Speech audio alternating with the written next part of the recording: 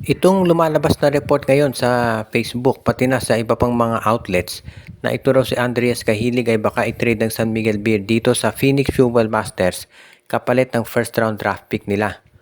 Itong si Cahilig kasi hindi na masyadong nabibigyan ng playing time sa San Miguel dahil nag-iba rotation ni Coach Leo Austria. Ang ginagamit niya ngayon ay itong si JM Calma. Kaya itong si Cahilig hindi na masyadong nabibigyan ng minuto at baka iti-trade na yan ng San Miguel para doon sa first round draft pick ng Phoenix.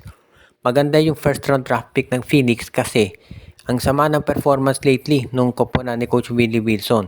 So habang bumabagsak ang laro ng Phoenix, tumataas naman yung potential ng draft pick nila at yan ang dahilan kung bakit ito gustong makuha ng San Miguel. Mataas yung position ng draft, mas matinding mga rookies ang ma-acquire ng Beermen kung sakasakali. Kaya nga hindi na ako magtataka kung ito'y matutuloy. Dahil syempre kung ikaw naman ng San Miguel, alam mo na kinakailangan ng magdagdag ng mga panibagong players para dito may support si Junmar Fajardo at CJ Perez.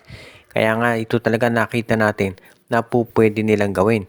At alam din natin na matindi yung ginagawang partisipasyon sa negosasyon itong si Coach Leo Austria dito sa SMB para masiguro na talagang magagawa nila ito ng paraan. Kung sakasakali nga makuha ng San Miguel Beermen yung draft pick ng Phoenix, baka yan ay maging number 2 o number 3 dito sa draft. Kasi alam natin, sigurado magiging number 1 yung Terra Firma, baka number 2 yung Phoenix at number 3 Blackwater. Kung ano pa man, sigurado na mas may makukuhang big man ng San Miguel, baka si Michael Phillips o kaya itong si Darren Mayo o si DJ Fenner ang makuha nila sa susunod na draft. Kung sumali yung mga Gilas stalwarts katulad nila Dwight Ramos, Kevin Kiambao, mas matindi yan para dito sa lineup ng San Miguel. Kaya pala yan ang dahilan at gusto itong makuha talaga ni Coach Leo Austria. Samantala naman, itong Titan Ultra ngayon ay busy dito sa mga potential trades na kanilang gagawin. Sinabi man nung kanilang team owner na hindi nila gustong i-trade si Calvin Abueva, hindi tumitigil yung mga iba't ibang mga team sa pag-i-inquire tungkol dito. Particular na ang Converge Fiber Xers na matagal na gustong ma-acquire si Calvin. Si Joshua Monson alam natin na balak na i-trade yan dito sa Converge kapalit ni Alex Stockton. Pero maski na yung iba pang players nitong Titan Ultra, baka daw ma-trade na rin. Kabilang na dyan itong si Cade Flores na ang balita, patagal ng balita to, nasa San Miguel talaga ang punta niyan eventually. Baka ipapalit kay Motaw Tua. Ngayon naman, yung pang ibang players nitong Titan Ultra, hindi pa natin natitiyak pero marami daw nagkaka-interest din doon sa mga iba pa nilang nasa lineup. Kaya nga hindi na ako magtataka kung matitrade pati itong si Gio ang bohot.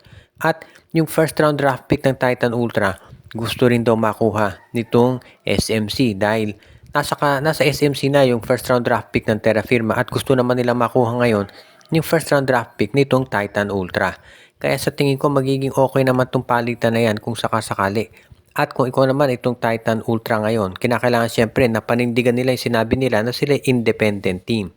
Sakasakali na magawa ito ng paraan ng Titan Ultra na magpalakas ng roster nila, matutuwa siyempre mga fans na matagal na gustong makakita ng mga independent na koponan dito sa PBA. Kaya nga sigurado tayo na magiging mas maganda kalalabasan nito para dito sa koponan ni Coach Jana Del Cardel. At of course si Alex Cabagnot na ang balita ito ang papalit dito kay Cardel. Kaya nga sa ngayon, magiging maganda ang sabihin na nating future ng Titan Ultra dito sa PBA. Basta kailangan siyempre na willing sila na mag-spend o gumastos pagdating dito sa mga players dahil hindi naman yan basta-basta kumukuha ng mga players sa PBA.